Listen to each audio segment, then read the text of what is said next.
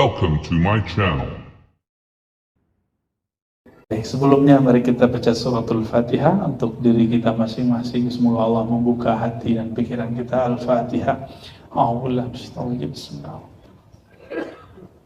Ya kenapa ya?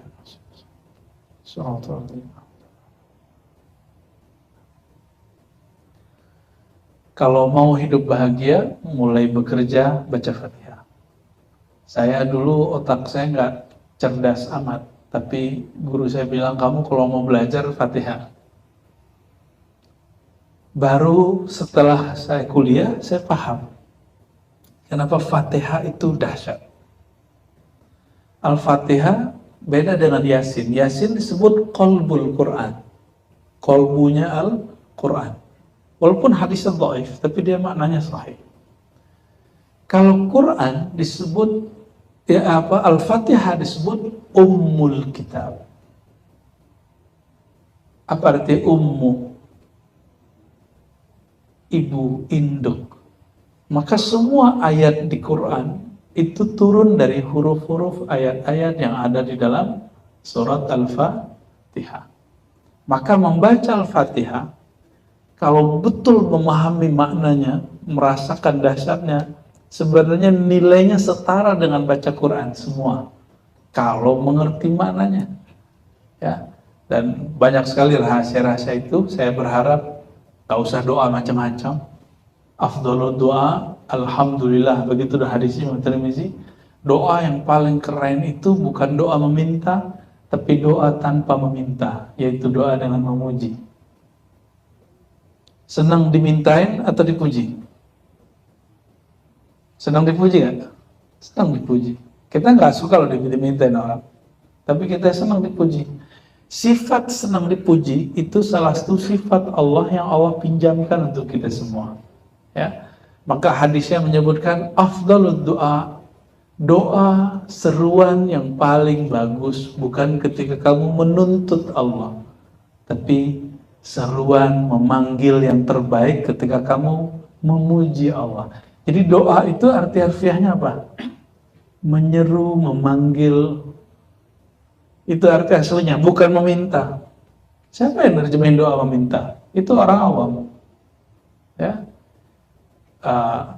Ulama kita mengartikan doa itu dakwatun. Dakwatun apa artinya? Menyeru, memanggil. Dan orang sedang dipanggil dengan nama terbaik. Dan nama terbaik yang Allah paling suka ada di dalam Alhamdulillahi Rabbil Alamin. Segala puji, semua puji lillah, milik Allah. Dan nama Allah itu nama yang paling disuka oleh Allah. Dan nama kedua yang paling disuka oleh Allah, Rabbil Alamin. Rabb, pencipta, pemberi rezeki seluruh alam. Karena khusus teman-teman semua sedang mencari rezeki, saya menerjemahkan kata Rabb yang mengatur rezeki. Ini coba lihat, duduknya sama, kantornya sama, rezekinya beda nggak? Gajinya sama loh, tapi rezekinya beda nggak? Gajinya sama, tapi rezeki bisa beda, karena gaji dan rezeki berbeda. Kita bekerja tiap hari, tapi yang duluan berangkat merebut masjid untuk umroh, bisa begitu? Kenapa? Dia nggak dapat gaji, tapi dia dapat rezeki. Itu beda. Maka rezeki itu artinya anugerah dari Allah SWT. Dan Allah itu kalau memberi, la yahtasib, Allah nggak ngitung. Tapi kita sering menghitung-hitung. Nah ini, kita sering mengunci rezeki kita sendiri. Apa kata Allah SWT, hadis qudsi, ana inda zanni abdi. Aku berdasarkan persepsi hambaku. Kalau persepsi kita tentang Allah maha rezeki itu sedikit, maka Allah ngasih sedikit. Itu sebabnya orang-orang gak berkembang. Dia akan stagnan di dunia dia. Saya mah apa? Dia diskon dirinya, padahal Allah menciptakan dia sempurna. Ya. Jadi jangan pernah mendiskon diri kecuali kepada Allah. Kalau ke manusia jangan diskon diri, kita harus pede. Tawadu itu waqfid janahaka lil mu'minin. Jadi tawadu itu di hadapan orang yang beriman dalam urusan keimanan, bukan dalam urusan pekerjaan. Dalam pekerjaan kamu bisa, saya bisa, gitu. Ya, para sahabat begitu kalau perang. Mereka kalau perang malah nawarin, wahai Rasulullah, kalau saya begini gimana? Kalau saya begini gimana? Gitu. Bahkan mereka sempat ada yang over gitu. Maka Nabi SAW cut ketika mereka menginginkan kekuasaan. Jadi sahabat radhiyallahu taala anhum dididik baginda Nabi Muhammad SAW itu betul-betul percaya diri. Oke, kembali ke sini. Saudara-saudariku, ketika memulai suatu apapun, mulailah dengan menyebut nama Allah. Karena ada hadis yang kita sering dengar, kullu amrin la yubda bilhamdalah fahuwa abtar. Ya. Segala sesuatu yang tidak mulai dengan memuji Allah, maka orangnya akan sewot.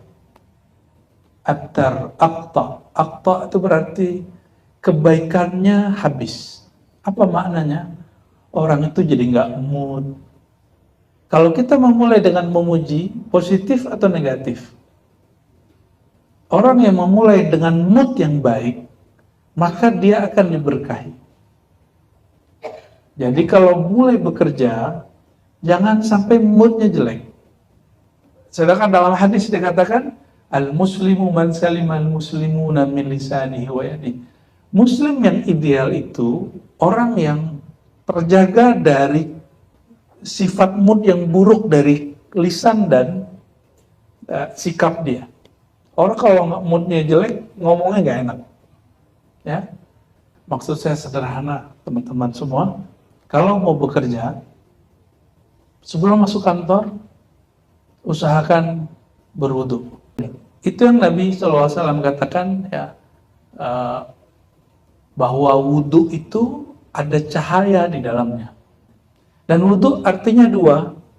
Pertama mencuci tangan, yang kedua wudu sholat. Jadi wudu itu ada dua. Wudu li sholat, ada wudu lughatan. Wudu untuk sholat, sudah paham pastinya, ada wudu cuci tangan. Dan itu semuanya conditioning. Ya. Jadi Nabi itu memperhatikan sekali sahabat-sahabat untuk conditioning untuk melakukan segala sesuatu. Alhamdulillah, ya, kalimat memuji Allah itu adalah doa tertinggi karena dia berdoa tanpa meminta. Maka doa tertinggi adalah doa tanpa meminta, tapi doa dengan memuji. Karena kata doa bukan meminta-minta sebenarnya, tapi adalah memanggil. Ya, doa nida'un lirrabb. Doa itu memanggil Allah Subhanahu wa Ta'ala. Ya, dan Allah memberikan salah satu sifat dalam diri kita, yaitu sifat nur rububiyah namanya. Nur rububiyah itu nur pengasuhan mengurusi. Bapak Ibu, saudara-saudariku, teman-temanku, ketika kita punya anak, kita mau ngurus anak kan? Nah, di dalam hadis, dalam Quran juga ada doa ketika kita mendoakan orang tua. Ya Allah, sayangi orang tuaku kama rabbayani shaghira. Rabbayani, rabba itu asal katanya Rabb rububiyah. Maka saya menyebut ini nur rububiyah. Cahaya yang Allah titip dalam diri, ilmu yang Allah titipkan dalam diri, rasa yang Allah titipkan dalam diri untuk ingin memperhatikan orang. Ya Allah, sayangi orang tuaku seperti orang tuaku dulu mengurusku waktu kecil. Gitu. Seperti dulu orang tuaku menyayangi aku waktu kecil. Maka isi dari kata Rabb itu adalah kasih sayang.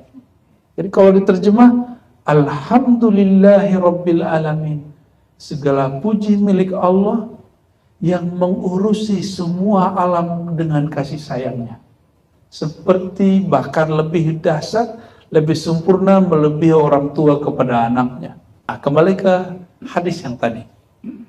Alhamdulillah, ya, kalimat memuji Allah itu adalah doa tertinggi karena dia berdoa tanpa meminta.